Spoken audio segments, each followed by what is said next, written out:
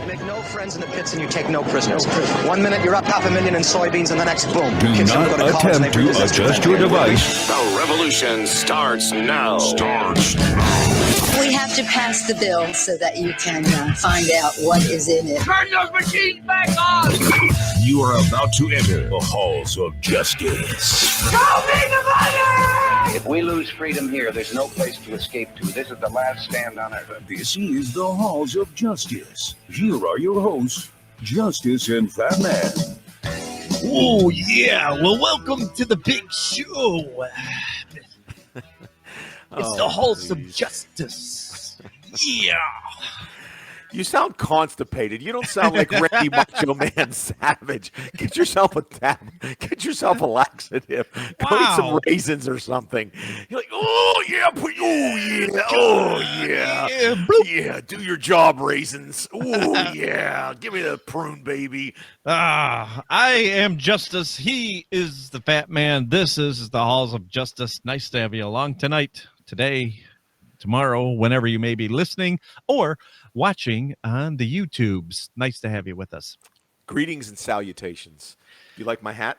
I love it. This is real Australian ostrich, including the coolest thing about this hat is this is the actual feather off of the top of the head of the ostrich that was shot with an AR-15 to make the hat. Oh, crikey. You pay extra for that. Are they allowed to have AR-15s in Australia? Only for ostrich hat making hunting. Oh, gotcha. It's very narrow window where it's approved. Exclusive club. Got it. It is very exclusive. Oh my goodness. I don't know where exactly to start. First off, I have to apologize. The shows haven't been coming out as regularly, but there are some things going on behind the scenes that just need to be taken care of. Fat Man's 70 Chevelle blew up his motor. Let's just be honest. That's why I was too depressed for a whole week. Couldn't do it. Yeah. But now I'm back at it, and let's go, brother. Let's go. All right. Well, I'm going to jump into it. House Speaker Nancy Pelosi plans to appoint a select committee to investigate the deadly January 6th attack on the U.S. Capitol after Senate Republicans blocked the creation of an independent commission to probe the insurrection. All right. So I'm good with that. Go ahead and appoint that because I want to get to the bottom of who shot Ashley Babbitt. And if you guys forgot about it or whatever, she was the unarmed protester who was shot almost to point blank range. So number one, I would like to know who shot her and why we don't know who shot her. I also want to know why all the January 6th protesters are still in jail on trespassing charges, but the Biden voters who went out and torched the federal buildings are walking free. All right, so get to the bottom of that, Nancy. And while you're at it, tell me why the administration is still withholding over 10,000 hours. Yes, I said hours videotape from that day. Even as they call for more openness, they could easily go ahead and release those tapes, but we're not going to see them. We haven't seen them. Maybe we'll never see them. Here's what we do know, though. The administration is hiding the identity of many of the officers present on that day, and not just the one that shot and killed Ashley Babbitt. So there's a new news group out there. They're called Revolver. I don't know if you guys have had a chance to check them out, but according to Revolver News, the government, they dug into the government's own court files. All right. These are the files that the government has used to press charges on the insurrectionists. So according to their own court files, some of those say that there were officers that participated in the protest, and sometimes they participated in violent ways. So after the big dragnet they had, remember asking people to identify people in videos and dime them out? Well, some of the key players haven't even been charged. In the court documents, the government calls those people unindicted co-conspirators. What does that mean to you and me? Well, it means that in these cases, people, according to Revolver, were likely FBI agents. So follow along here. document ID'd one of these people only as person 2, right? Now, person 2 shared a hotel room with this guy named Tom Caldwell, who was arrested at the protest. The documents also say Caldwell, who was arrested, was told that they would be joined by a quick reaction group led by another unindicted person labeled person 3. So person 2 and person 3 were actual organizers of this insurrection. The government knows who they are, but they've not charged them. So why is that? They're working for the FBI? I don't know. Maybe that's the case. These are some questions that need answered. And there are other unindicted co-conspirators, maybe as many as 20 of them, Fat Man. How come when it comes to openness and honestness, we can't get to the bottom of something that happened all the way back on January 6th? If you remember back to when this first happened, we did a show not long after that. We came out right away and said what happened on January 6th can't happen anymore, that it was an atrocious event. That statement still holds true. What we're seeing now, though, is where did the atrocity start? Did it start in some right-wing radical organizations? Maybe. Did it start in the Trump White House? Maybe. Were there multiple sources of initiating this and making this event happen? Maybe. Now we're starting to hear things, though. Was all of that stirred up by our own government? And I don't even think this is falling into the tin hat anymore. I am in full support of an investigation. And if you remember, one of the things you and I have always said on this show, if it's a police officer shooting, if it's gang violence, if it's somebody shoplifting a Snickers bar, just give us the facts. We're not going to say this guy's innocent, this lady's not innocent, this person's black, they have to be this is a police officer, he has to be that. Just give us the facts and let us decide. If they're going to do some sort of commission, and I'm not with the Republicans on this, I want a commission to investigate what happened that day because of the stuff that you just talked about. But I want it all on the table. I don't want this, well, this is sealed, this is redacted, you can't read this, you can't know this person's bull.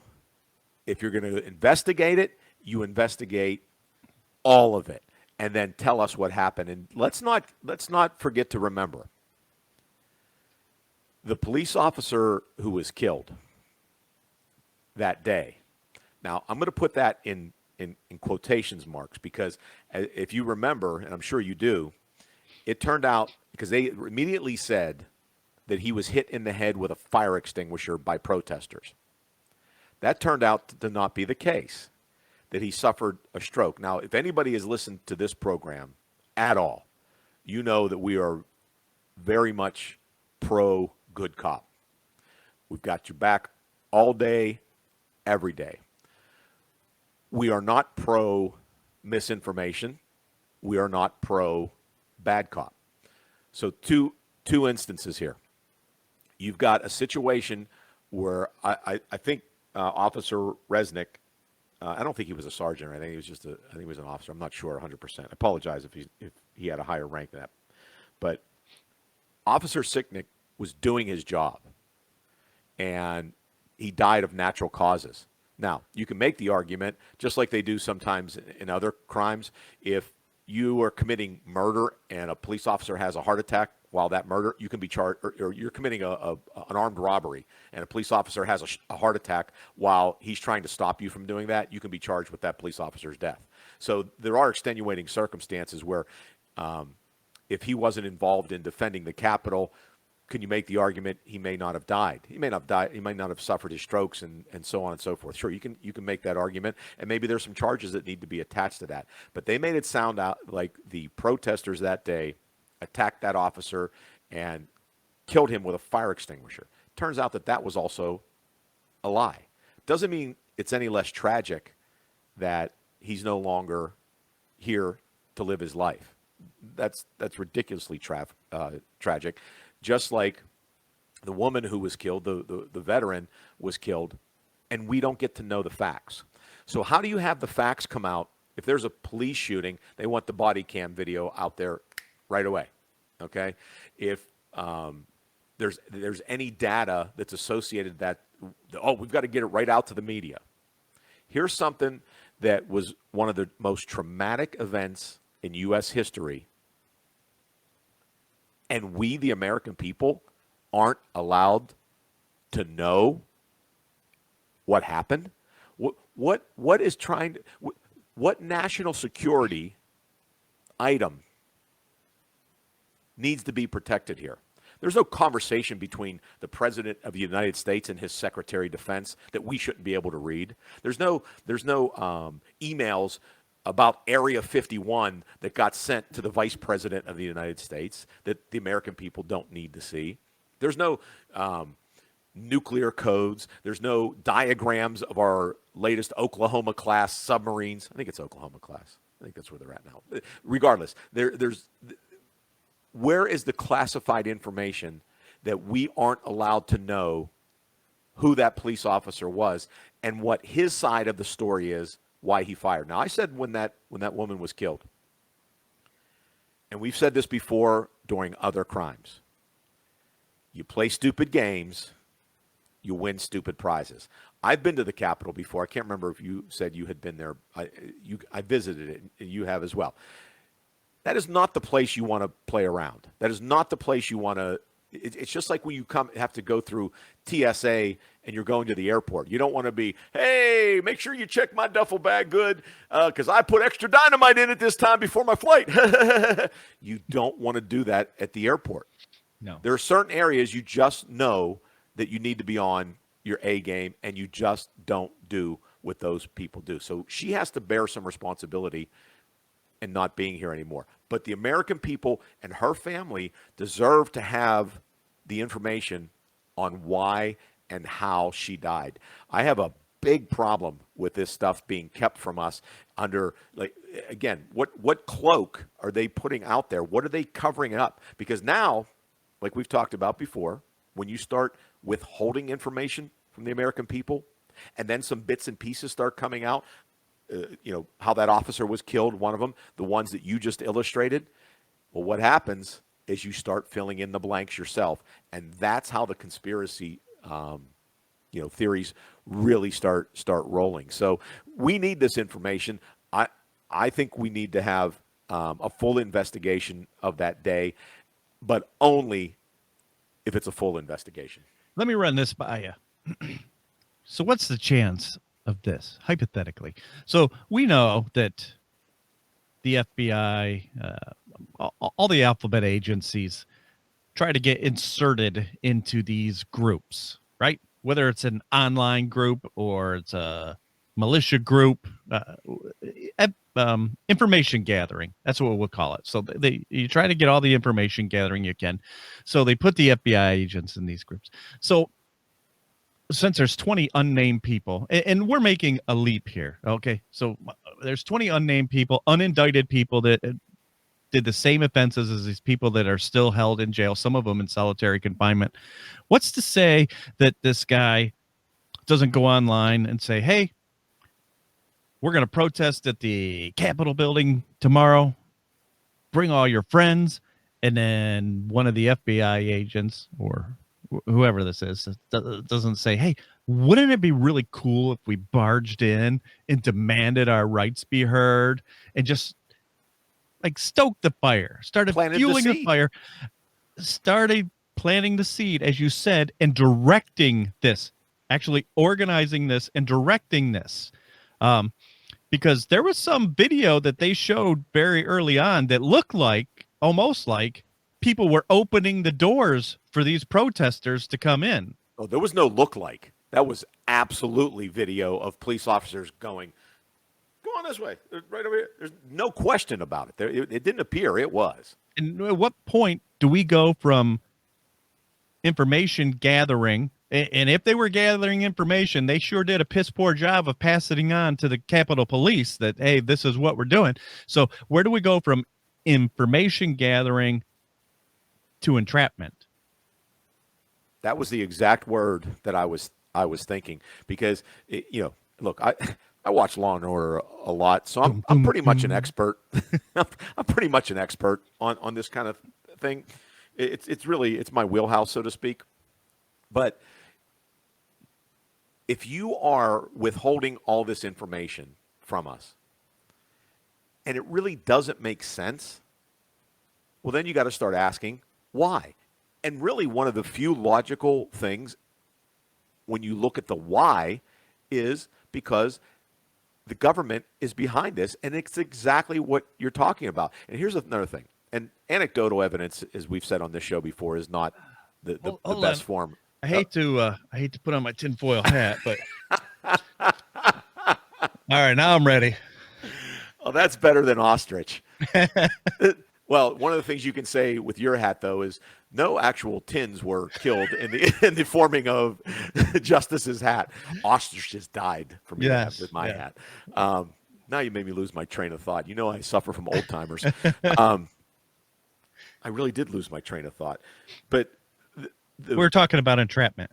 Yeah. So if they're looking at a situation where these undercover agents or whatever went from observers to participants, that's a whole different ball of wax. And entrapment is the exact word. Now, I also had a family member who went to the rally, and they went in support of Trump. They went to, voice their opinion, do the American thing, blah, blah, blah. They didn't go to break into the Capitol. And one of the things she said to me, I talked to her right after this. She said, Fat Man, cousin Fat Man, I've got to tell you, I saw a lot of people, and I can't remember what she told me, but there was a similarity in the clothing. Mm-hmm. They all had we pointed that out on the very, the next day it happened. Yeah. And she talked to me about that very thing, because I think you had actually brought it up on the show that you saw a video or something like that, and it echoed exactly what she told me. And that those people that seemed to have, and I can't remember if it was an armband or a mask or a particular shirt or whatever, but she said, it just seemed like everywhere I looked, these people, it was enough for her to notice. You know what I mean? Like it happened more than once, because that's what stuck out to her. Like, oh boy, look, another person with a blue armband encouraging people. Oh, look, another person with a blue armband, or whatever the case was. Like I said, anecdotal evidence is pretty weak, and eyewitness evidence is not fantastic. But it's a person I trust reasonably, and she has no real axe to grind on, lying to me. And she actually said that it looked like these certain band of individuals were the ones directing and saying, okay, let's go into this door. Here's the windows right down here. Let's go this way, Like they have too much knowledge. And really, how does anybody have that much knowledge about the Capitol? And here's the thing. Because everything, got to remember, if you burnt your toast this morning, it's Trump's fault. Whatever happens, it's Trump's fault. It's a built-in excuse for the next 30 years for Democrats. It's Trump's fault. Yeah. But they immediately said, Trump should have called in the National Guard and blibbity-blibbity. But where are the reserves for the Capitol Police? Why weren't they ready? And, my understanding of how law enforcement works, if there's a big event like this, they have, if it's a major event or something major is going on, they cancel vacations, they cancel time off. All hands on deck. Yeah, all hands on deck, and and at least there would be some sort of backup. Look, we got 50,000 people coming here, and they're pissed off. We might want to have a little extra protection at the Capitol. And then you call D.C. police and you go, hey, you guys have an extra squad car or something, maybe Barney Fife, tell them to put the bullet in the gun so we're ready to go. And they didn't do any of that. No, how does that happen? How? Yeah. So again, now you start adding all this up. What you started the segment with, complete unprepared nature of the response. I mean, you're talking about Washington, D.C. Don't they have SWAT teams? Yeah. Think about this. If if that group of, I don't even know what to call them, unorganized chaos people wearing headdresses can make it that far in, what could a well-trained militia group from another country have done on that day? Of all the embarrassing things that happened that day, and I think President Trump did some things not well that day as well. Some things that were frankly, I think, wrong. I think he could have come out quicker. I think he could have come out a little stronger. I think when he saw it getting out of hand, he could have reacted a little bit better. But that's where it stops. Where is the culpability that's throughout the layers? So what? The guy who was in charge of the Capitol Police resigned. So that's the head that falls. Okay. Well, yeah, that guy should have known something. Well, where's everybody else? There's so many more cogs in the chain. Cogs. Where are cogs in the wheel? Cogs in the wheel. Cogs in the wheel. And one guy takes the fall, and that's it. We forget about it. Okay, let's go back to blaming Trump. How does that again? Kakala was just in town. She was coming into town here in Western Pennsylvania. I went to work. There were police, there were troopers and local police already at the intersection. She wasn't coming for hours. She wasn't getting here for hours. And there were already police set up at the particular exits where they were going to have to set, to shut down the roads for the motorcade. And I remember when you and I worked in Findlay and George Bush came, and I was able to get some information about how they, like, all the stuff that they do. Like when the helicopter takes off, they have literally the surgeons are waiting in the operating room. They're already in gowns. If anything happens, these things are so thought out, and there's so many layers of protection.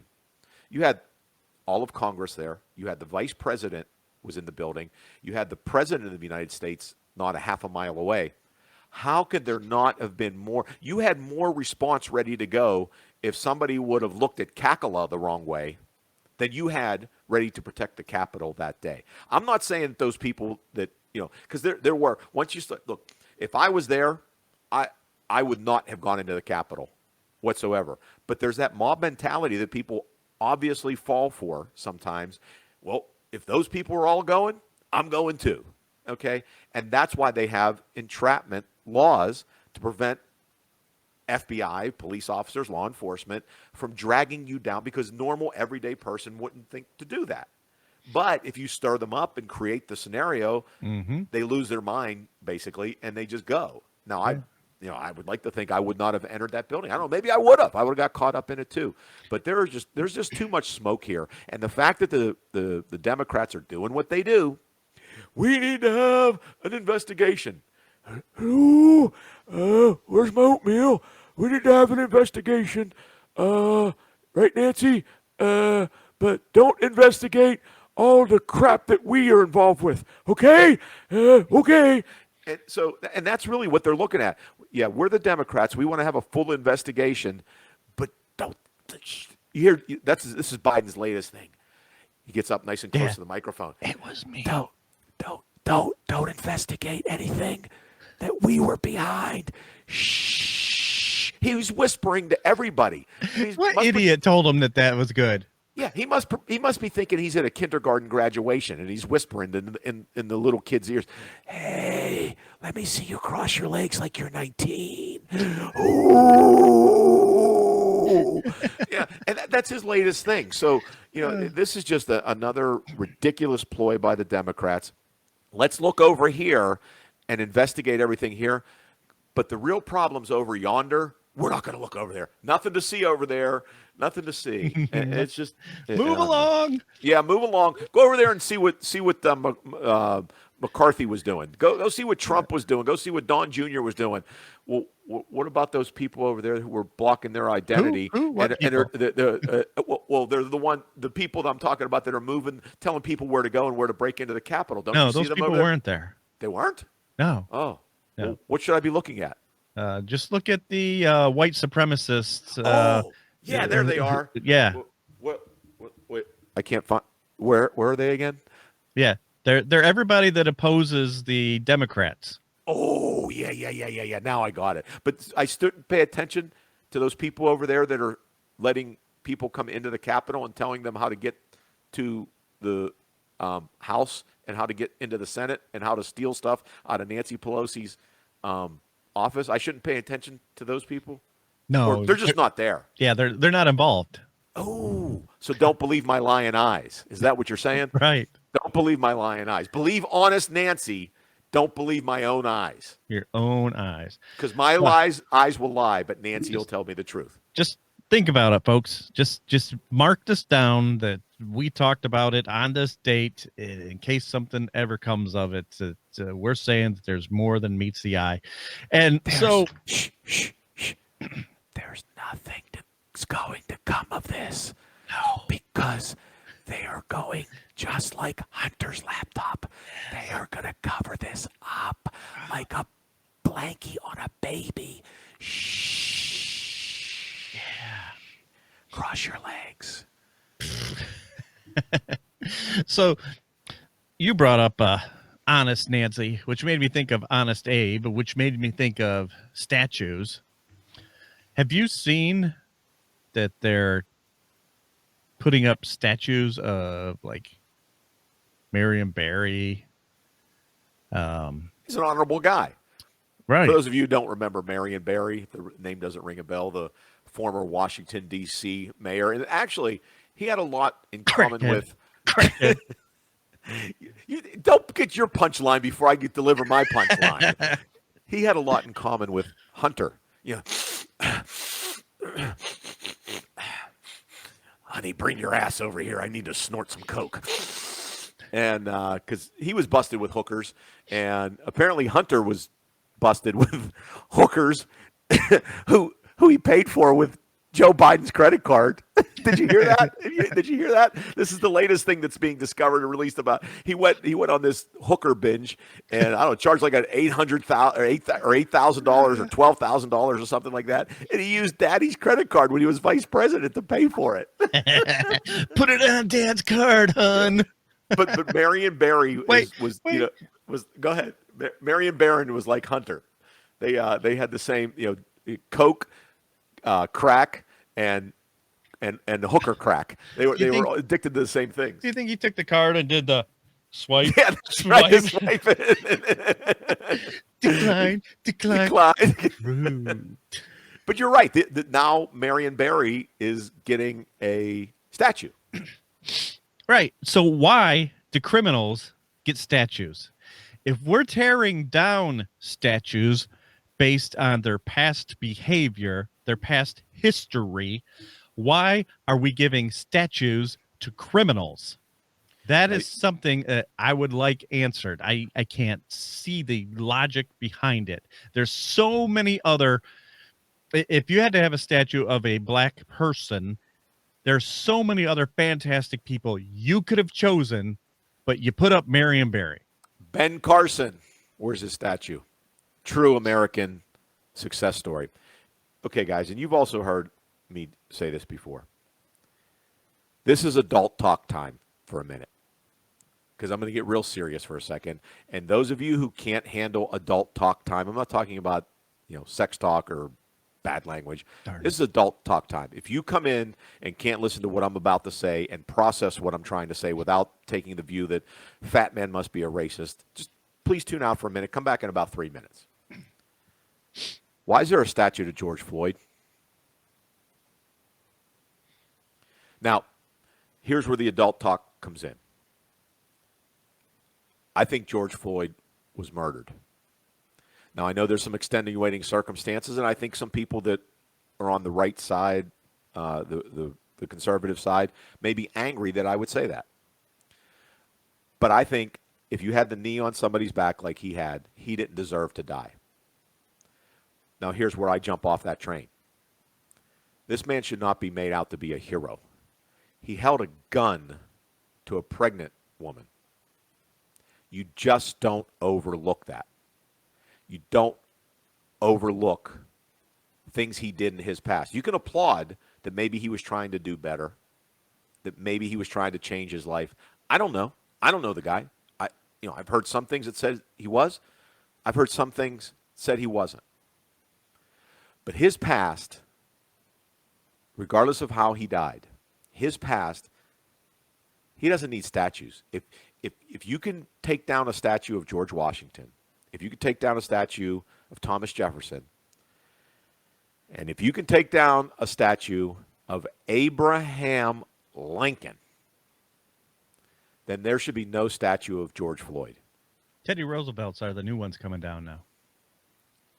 Why, like you said, why do we have them? Because, and what I just showed you people, again, this is still adult talk time.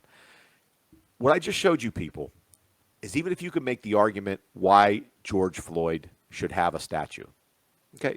Because I'm sure there's people out there that can make that argument, and they believe it. It doesn't make them bad people that they think George Floyd should have a statue, okay? But here's the problem when you start grading everybody by, there's only A+. That's the only grade that's acceptable. You get an A, you failed.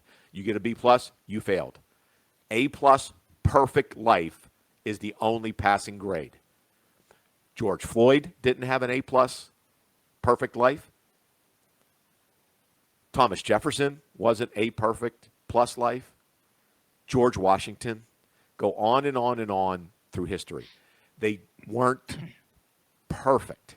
And if your standard for having George Washington's name on the side of a school, and remember, this is still adult talk, if your standard is for having George Washington's name on a school or having his statue or leaving his monument up is 100% perfection or it comes down, then if you're going to have George Floyd up, the standard should also be 100% A+, perfect life. Or no statue. If you're going to, this is the slippery slope you guys get on. When you start taking down history, I'm not saying you support the Confederacy or anything like that. I'm just talking about its history. And a lot of these guys in history were not perfect people. John F. Kennedy, for a Democrat, really good guy. But he did some pretty interesting things with some women coming into the Oval Office. There's a reality that comes in when you start establishing a standard of perfection that will eventually come full circle, and it will come back to bite you in the arse.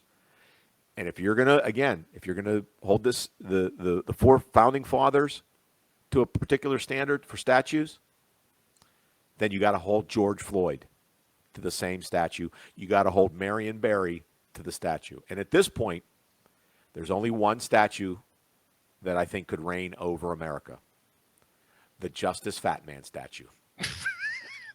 That's the only one. Outside this window, see the window behind me? Oh, nice. Just outside that window is the city of Pittsburgh. And right out that, what's actually a sliding glass door. If I look out there, I can see the statue of Mr. Rogers. It used to be a bridge abutment. They cut a big oval hole in it because they weren't using it for a bridge anymore. And they put a really cool statue of Mr. Rogers because he's from Latrobe. Essentially, they call it Pittsburgh. And, of course, the show was filmed here. So Mr. Rogers has a statue down there. I'm not sure if he makes the cut, but he's probably pretty close to 100% A+. But I can guarantee you George Floyd doesn't pass that test. So if that's and we can end adult talk time now. Cool. What about the statue of Rocky? I've been there. Have you been there? No. It's in Philadelphia, Yes. Obviously. And I've been to Philadelphia, and I have no desire to go back. Well, that is, I have to say, in my worldly travels, I've been to many different airports, and pretty much that's my view of most of the places getting to my destination. But the Philadelphia airport was the most dirty, disgusting place I have ever been. The worst airport ever. And if you leave within an hour and a half of your departure time, you consider that early departure. It is just look, I'm sorry, Philadelphia is a disgusting city. It just is. It's a horrible place. The people pride themselves on violence. And, I mean, they had a jail right in their football stadium. They had a jail, so there were so many fights and stuff. They had a judge right in the football stadium. They prided themselves on this. Although I will give Philadelphia credit one time. They were playing the Penguins, and Mario Lemieux had just gotten a cancer treatment. He had starts with an L. I can't remember what it is. Lymphoma? Yeah, lymphoma, and non-Hodgkin's lymphoma, and he had gotten his last treatment that afternoon, and then they flew him to Philadelphia to play a game that night, and they gave him a standing ovation. So that's the only good thing that I've ever seen out of Philadelphia.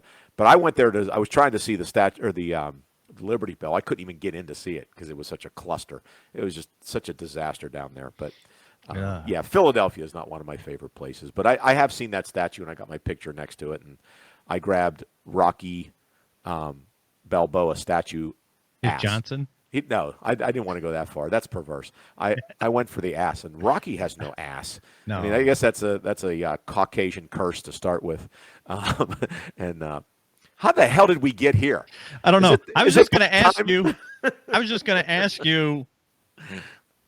I was thinking about doing some online gambling, but I'm not exactly sure who to turn to find all the answers to my questions.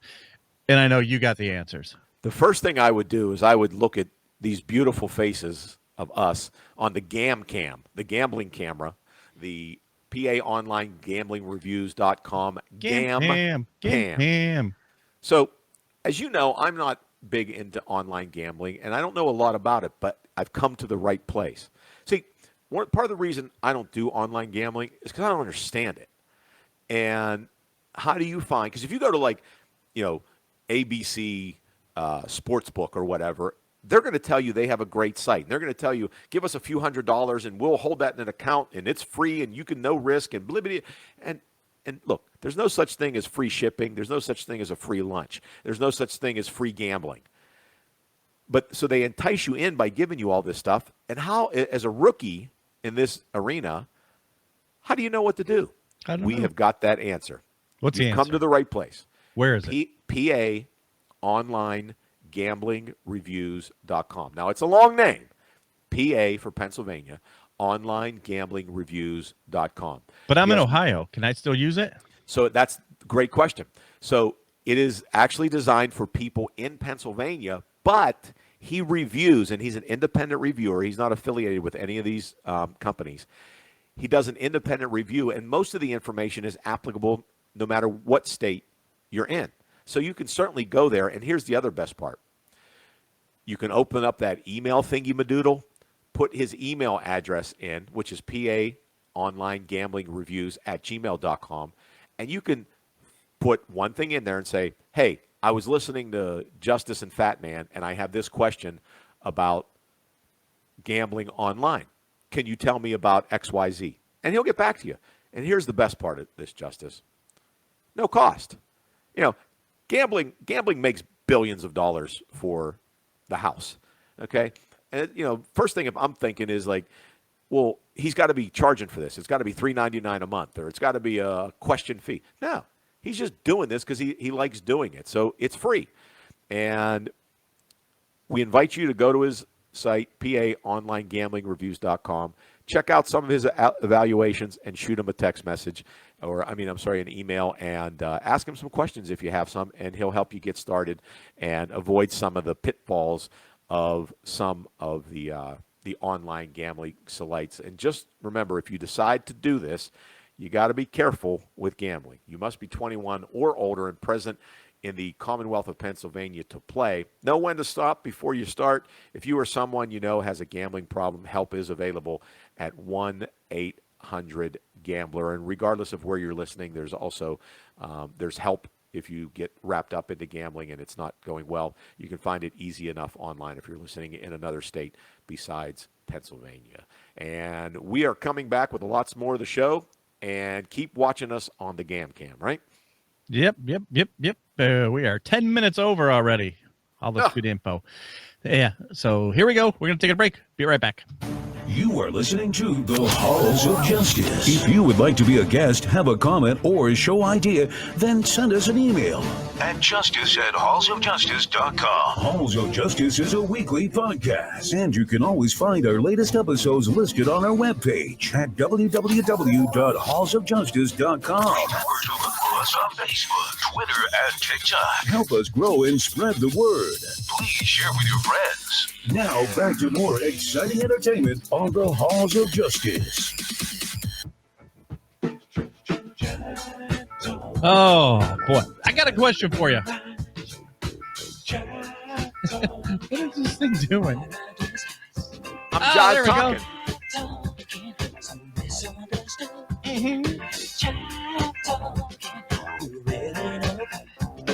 All right, before we get bleeped on the YouTube. Yeah, he's pretty fly for a white guy. So here's a serious question. We're going to keep the tinfoil hat on for the rest of the show. Okay.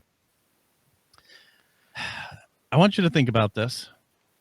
I'm going to ask the fat man, but I want each person out there listening to think about this. Okay. How many people do you personally know?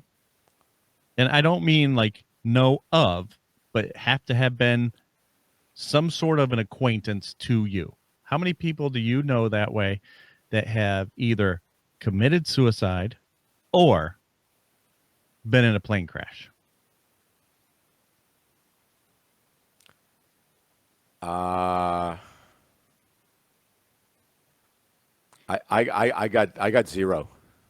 So I know nobody in a plane crash.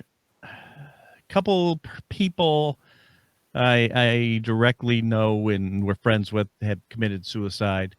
But let me tighten up my tinfoil hat. Would it surprise you to know there were over 90 people directly involved with the Clintons that have died of mysterious suicides and or plane crashes? I need to go. This is now the Justus and Justice show because I do not want to become 91. So before we jump into this, though, did you? No, I'm not jumping anywhere because no, we're doing it. I'm out of here. Keep the damn ostrich hat. I'm out of here. Did you see that they posted a tweet or some sort of message from? So you know the guy that created McAfee allegedly hung himself in prison, right? A Brazilian prisoner. Yes, he Romanian posted or something that said, "If I end up dead, I did not Epstein myself." So, and then here he is. Okay, so we're going to go back in time. Put on your Wayback Machine glasses. Do you remember James McDougal? Yes. That is Clinton's convicted Whitewater partner. He died of an apparent heart attack while in solitary confinement. He was also a key witness in the Ken Starr investigation. All right. So maybe he had a heart attack. I get that. Mary Mahoney. Do you know who she was? It doesn't ring a bell. Probably not. A former White House intern. I bet she had sex with President Clinton. Who was murdered in 1997 at a Starbucks cafe shop in Georgetown. The murder happened just after she was to go public with her story of sexual harassment in the White House. How did I guess that one? How about Vince Foster? Oh, yeah, I remember Vince. He was in the park. Vince Foster. Twice. Wasn't he twice? Shot himself twice? That it doesn't say, but he was the former White House counselor and the colleague of Hillary Clinton's at Little Rock, their law firm, died of a gunshot wound to the head, ruled a suicide. Get this. Here's where we start getting a little freaky. Ron Brown. He was the Secretary of Commerce and the former DNC chairman. Well, that was the plane crash, wasn't it? Plane crash number 1. Oh, don't I get an A for that one? You do. You do. But how about C. Victor Razor? I got nothing. He was a major player in the Clinton fundraising organization. Guess what? He died in a plane crash. Solo, committed suicide. Right. I'm just guessing. I mean, we're making a little bit light of this, but these are people dying. Yeah. You know what I mean? I got more. Ed Wiley, Clinton fundraiser, found dead in 1993 of a suicide. Ed Wiley died on the same day his wife, Kathleen Wiley, claimed that Bill Clinton groped her in the Oval Office at the White House. Jerry Parks, head of Clinton's gubernatorial security team in Little Rock, gunned down at his car at a deserted intersection. His father was building a dossier on the Clintons and had allegedly threatened to reveal the information. After he died, the files were mysteriously removed. James Bunch died of a gunshot suicide. He reportedly had a black book of people which contained names of influential people who visited prostitutes in Texas and Arkansas. You see where I'm going with this? I see it as clear as day. Let's get to something that gets a little more crazy. I'm going to skip some of these because we don't need to go through all of them. Yeah, we're not going to go through 90 and you know, especially when I'm sitting here talking to number 91. Charles Meisner, Assistant Secretary of Commerce, died in a plane crash. Dr. Stanley Hurd, chairman of the National Chiropractic Healthcare Advisory Committee, died with his attorney in a small plane crash. He was Clinton's physician. Herschel Friday, attorney and Clinton fundraiser, died in 1994 when his plane exploded. All I'm going to say is you better check the brake lines on the Just Us bus. Wait. Oh, no. We got a whole bunch. Just give me another 2 minutes. I can tell you right now I'm going to check the brake lines on the Fatmobile. So they had this big Arkansas airport drug investigation, right? That allegedly the Clintons were tied to. Kevin Ives and Don Henry, not Don Henley, were known as, their case was known as the Boys on the Track. Why? Because reports say the boys may have stumbled across the Mena, Arkansas airport drug operation. And guess what?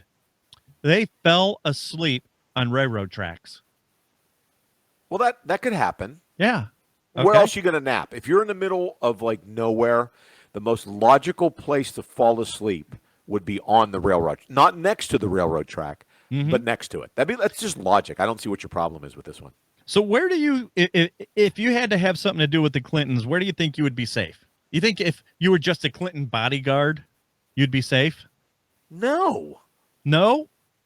How many bodyguards do you think a normal person would have, of their stature, and would have died? Maybe one. Maybe one.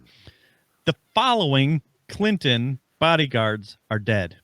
Major William S. Barkley, Captain Scott J. Reynolds, Sergeant Brian Hanley, Sergeant Tim Sable, Major General William Robertson, Colonel William Densberger, Colonel Robert Kelly, Specialist Gary Rhodes, Steve Willis, Robert Williams, Conway LeBleu, and Todd McKeehan. I got 12. I had to use my toes. That was 12? 12? 11. And let's not forget Jeffrey Epstein, and also just recently this Christopher Sines. He was a TV anchor, the one who broke the 2016 secret meeting between Bill Clinton and Loretta Lynch on the tarmac. Yeah, apparent suicide. So, what do you mean apparent? Apparent suicide. That's apparent suicide. How crazy is that, though? Just out of curiosity, any podcast host on that list? Not yet. There's always tomorrow. The plane will crash tomorrow. I'm going to tell you right now, if you're doing a show by yourself next week, I did not Epstein myself. I have no plans of it. Oh man! Like I said, we're making light of it, but every once in a while I have to throw in ridiculous. Yeah, I got to throw in the tin hat every once in a while just to lighten things up a little bit. Right. But oh my God, 90-some people. It's yeah, that family's a crime syndicate. Ever see the meme where Biden makes a joke about Hillary, and Obama leans over and he says, "You know they kill people, Joe." Can we get back to serious news for a minute? Sure. What you got? Did you know who Stacey Abrams is, don't you? I do. For those of you who do not, she ran for governor, lost, still insists that the vote was rigged, and the Republicans stole the election from her. Does this sound familiar to anything to you? Was there any other election that the loser was kind of taking the same stance and was highly criticized for that stance? It's not ringing a bell for me. But Stacey Abrams lost in Georgia and has since become a huge player in behind the scenes and in front of the scenes political events, especially in Georgia, but not exclusively too. Stacey Abrams, by her own admission, is a racist. Let me explain to you how that works. Sure.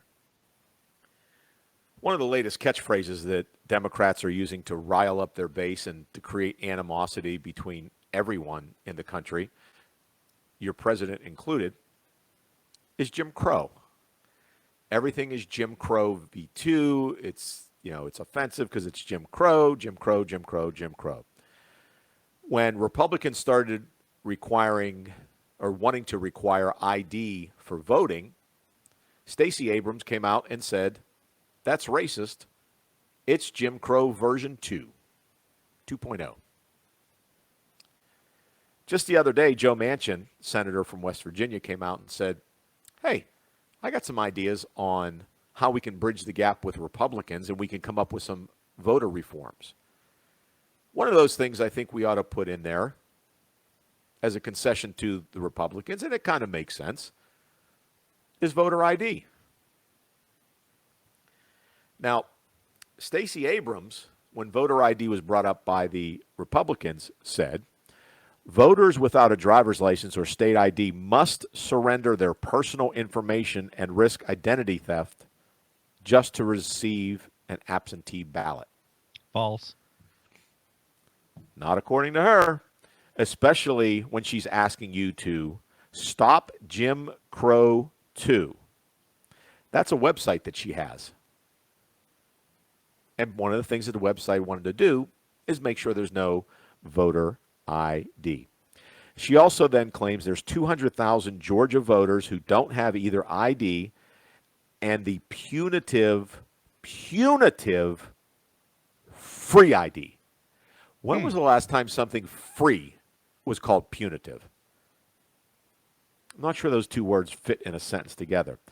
That's not free when you factor in the cost of transportation and the cost of an underlining document. Of course. Blame it on everything but the ability to get it. Absolutely. And now Stacey Abrams has come out and go, maybe there's something to this voter ID thing. And the main reason she's changing is because the polls, Democrat, Republican, Independent, overwhelmingly, the last Monmouth poll said 80% of Americans, regardless of political affiliation, want voter ID. Yeah, and all of a sudden, Stacey Democrat Abrams or Republican, we want fair elections. That's it. I don't care who 100%. wins. I just want it fair. Well, I do care. When it's fair. Well, yeah. But regardless of who wins, you want your candidate to win. But if they don't, you want to know they lost fairly in a fair battle. Now, here's my question. Here's where I'm going with this. Okay. Because the hypocrisy of Stacey Abrams is well documented, and it's obvious. I didn't have to point out another flip-flop of a Democrat or a liberal. Just in the last couple of months, she's flip-flopping on this. But I want to talk to specifically minority listeners that we have. When are you going to get insulted by this? When have you had enough of these high and mighty liberals, many of them who are white, now obviously not Stacey Abrams, but many of them who are white, wealthy, and they look down their noses at you? Because what they're saying to you is that you are incapable of getting a driver's license. that you are incapable of getting yourself to a location that will give you a free identification. That you don't have the mental capacity, that you don't have the drive to get out of your home and go get yourself an identification, even if it's free. You won't do it. And why am I pointing this out to the minorities? Because that's what the Democrats are saying there. They don't say, well, vote. They immediately go African American and or / minorities. When are you going to have enough of how these liberals view you guys? When I think about minorities, when I think about African Americans, I think about equals. I think about people that have had to face challenges that I'll never understand, just like they'll face challenges that I'll face challenges they never understand. And on a lot of levels, they don't have the environment to succeed. And they have to work a little bit harder. But I look at them as equals. I don't care if you're white. I don't care if you're Asian. I don't care if you're African American. I just don't care. I think we can all be successful in this country. And that's what I want to see out of it. And telling you that you don't have the ability to go get an ID, to go show up at a place and get a free ID, this is what they think of you. They think that you can't be successful without them helping you, that you can't feed your family if they don't send you money, that you can't get an application even if it's free. You can't get a paper, fill it out, and go to a location and have them take your picture, even if it's free. You are that pathetic that that's what they think of you. When are you going to have enough of being viewed as someone who's pathetic, someone who has no drive, and someone who needs the government's teat to feed their families and their kids? This is what Democrats think of you. This is what liberals think of you. I'm sick of it. I'm asking you guys, I'm begging you guys, do a little investigating into libertarian parties, into conservative parties, and the Republican Party. Come on home. You started to with Trump. You started to come in, and your eyes were opened by Trump. Because while the Democrats were talking about, this is what we're going to do, and this is what we're going to give you, and this is how we're going to make your lives better, and this is what we're going to give you because you can't do it on your own. We have to give it to you. Trump was out there going, no, I'm not giving you crap. I'm giving you opportunity. And I believe in you that you can take this opportunity and become successful. Trump believed that if you had a door open for you, that you could smash through that door and be a success. You didn't need a check from the government to do it. When are you going to stop? Justus, I don't know what your living situation is. I've always grown up in mixed communities. My job has me in mixed communities, and I'm not Joe Biden. I don't go, well, the minority kids can be just as smart as the white kids. I don't say the black kids can be successful like the white kids. All kids can be successful if given the opportunity. And I think you can hear it in my voice. I'm disgusted by this. I'm disgusted by this attitude. And I'm disgusted that they not only have the audacity to treat African Americans and minorities this way, but then they point the finger at people like you and me who are libertarians and conservatives and Republicans who believe that people can pick themselves up by their own bootstraps and don't need the government. A helping hand is one thing, but the government doesn't need to be the lifestyle that they live. People, you guys, I'm telling you, you're worth more than that. Don't let the government tell you you're worth a $300 a week check. Don't let the government tell you you're only worth a $600 a week check. You're not. You're worth way more than that, and given the opportunity, you will be just as successful as anyone else, and you've got that God-given opportunity to go and maximize your worth based on your abilities, and that's the American dream.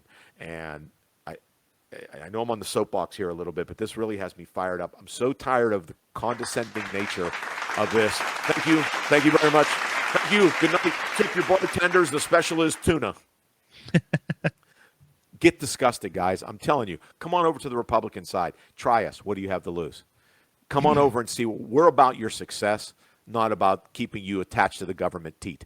Go back to 1960 and look what the Democratic Party, I'm not even talking about what they did on the vote for slavery when not one Democrat voted against slavery. It was all Republicans. I'm talking going back to the 60s, fairly recent history. And look what they did to the black community. They gave you guys incentives. They gave minority communities incentives to disable the nuclear family.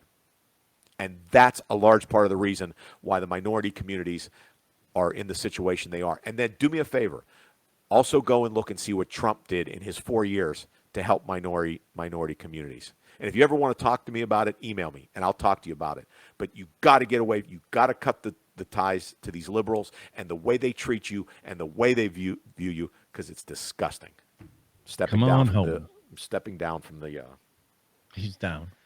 soapbox now. I'm disgusted by it, Justus. I really am. Oh, we need to. Oh, my head's falling apart. Or as I should refer to you as number 91. You want to do some rapid fire, or do you have you have something else? I got nothing. Okay, so let's talk a little Hunter Biden. Did you know Hunter Biden? I know we mentioned him earlier in the show. Do you know he still has not divested from the Chinese government investment firm, the one that paid him like $1 gajillion? He still hasn't divested from that. Okay. Jen Psaki. Ain't no holla back, girl. Ain't no I would play holla that, back, but you sprung That's it why on I'm singing it. That's why I'm singing it for you. She said back in February, well, he's a private citizen. He is. He's also the son of the president who has lots of baggage attached to him. And why he hasn't divested, Ivanka had to when she became part of the White House staff. Now, he shouldn't have to because he's not part of the staff. But don't you think that'd be a good thing to kind of cut the direct connection from the Chinese government to the president of the United States? Yes. And now I know what people were saying. Hey, whack jobs. Hey, wild conservatives.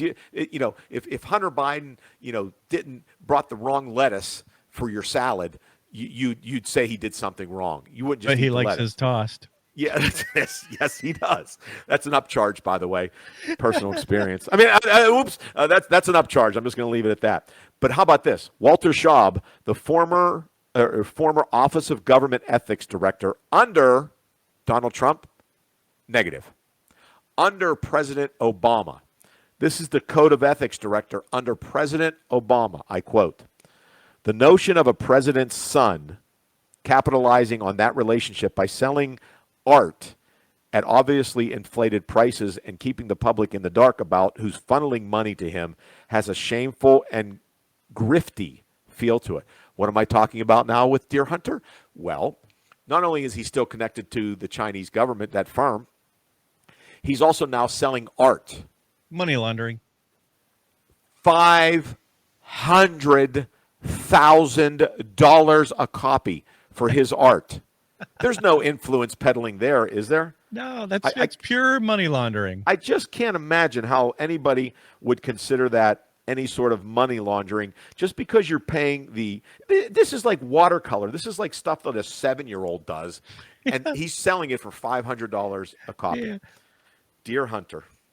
What do you think about it? You selling any of your art? You think about going back to 7th grade and looking up some of your art and seeing if you can get $500,000 for it?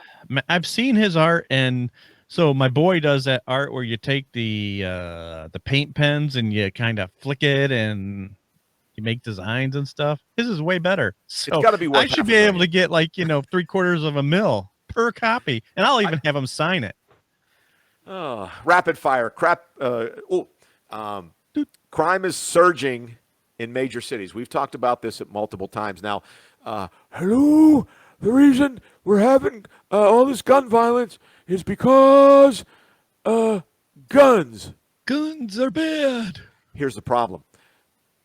All violent crimes are up, not just where the AR-15 hops into its car and drives itself somewhere and shoots somebody all on its own, because we know AR-15s can do that. We're not just talking about those crimes. Hate crimes in New York City up 116% year over year. Pickpocketing in Texas up 117%. Oakland up 104% with carjackings, because carjackings are no big deal, right? Nothing bad can happen when you rip somebody out of a car, right? Nah.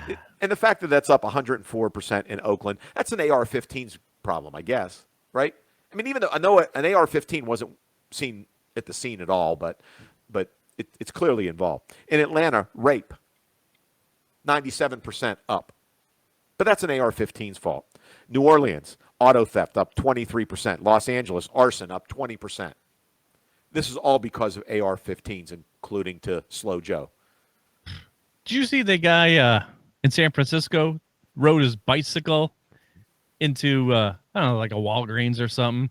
It loaded a trash bag up with stuff and then just rode right out because he knows unless it hits the felony mark that they're not stopping him.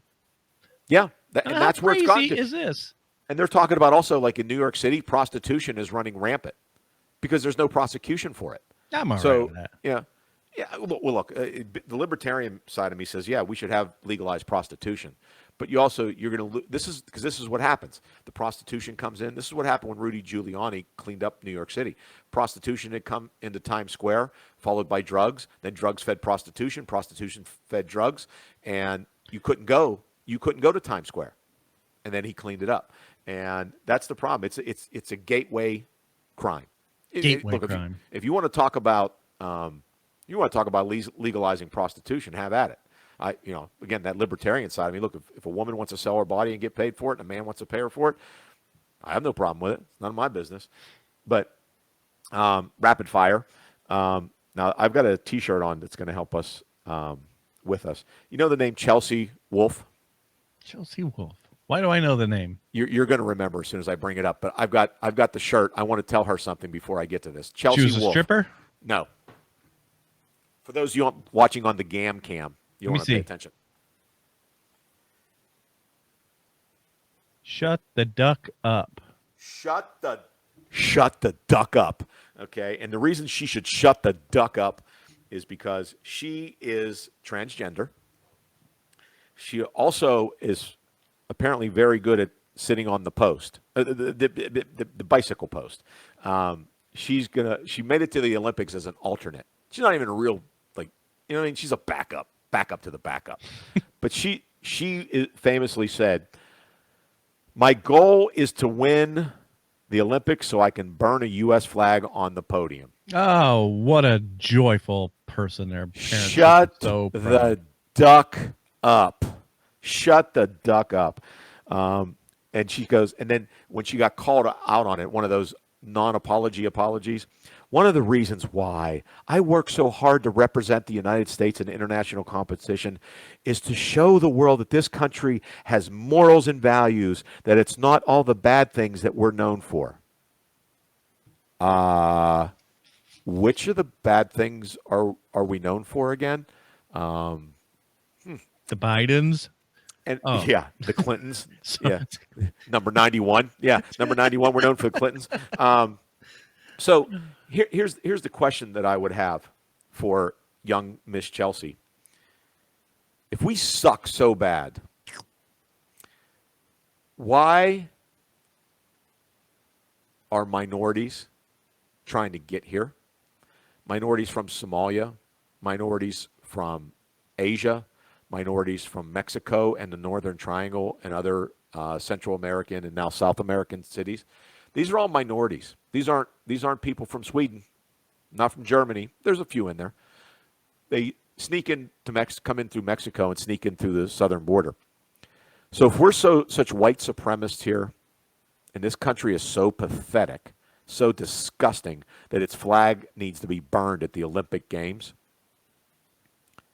why are all these people trying to get here? Can't answer that. Yeah, neither can Miss Chelsea, because she didn't think it through. She didn't think it through. Yeah, and it's just one stupid thing after another with what's going on in this country right now. But here's the good thing. I still think the tail is wagging the dog, and I think we're gonna spring back. It's gonna start with 22 elections. We're going to take back the House. Possibility, we're going to get a majority in the Senate. And then in 24, we're going to take back the presidency, the Senate, and the House. We're going to have all three of them. So, guys, stick with us. We got to get through this next year and then the next year and a half after that. And this is the greatest country on the planet. This is as good as it gets. Yeah, brother. And we're going to keep getting better. We just got to get through this. And even though we're going to get through all Joe's jive talking, we'll still get to the other side. And the other side starts in 22. Give a shout out to our sponsor one more time. PA Online Gambling Reviews.com. Visit them and make sure you send them an email and say, hey, we love that you sponsor and send big fat checks to the big fat man and Justus so he can drive the Justus bus that now has holes in its brake lines. All righty, folks. That's it for the Halls of Justice this time. Good night, America. Thank you. Good night. You've been listening to The Halls of Justice. Be sure to like, share, and subscribe. Have a show idea, would like to be a guest, or just want to communicate with the show? Email us at hallsofjustice@roadletter.com. You can also find us on Facebook. Tell all your friends. And we'll see you for a new episode next week of The Halls of Justice.